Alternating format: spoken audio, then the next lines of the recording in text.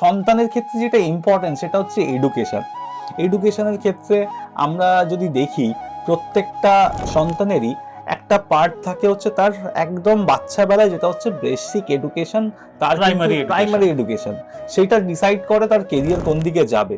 তো সেটার জন্য কিন্তু নলেজটা দরকার, নলেজ যদি প্রপার হয় তবে ঠিকঠাক হয়। এবার কি আছে, কিছু গ্রহগত ত্রুটি থাকে, কিছু গ্রহগত প্রপার ডাইমেনশন থাকে যে তাকে সেই দিকে নিয়ে যাবে। তো আজকে প্রত্যেকেই আমরা এইটার সাথে অবগত যে সচিন তেন্ডুলকরের বাবা যদি গান শেখাতেন তাহলে নিশ্চয়ই আজকে অত ভালো গাইতে পারতো না। খেলাটা শিখিয়েছেন তো খেলাটা তার জন্য ভালো হয়েছে। তো আপনার সন্তানের চার্টে কোন দিকে সে গেলে সাইন করতে পারবে এবং তার সেই জায়গাটা তাকে যদি দেওয়া হয় তবে কিন্তু সে ভালো জায়গায় যেতে পারবে, আদারওয়াইজ সে কিন্তু বিভিন্নভাবে লাইফটা তার শেষ করে ফেলবে।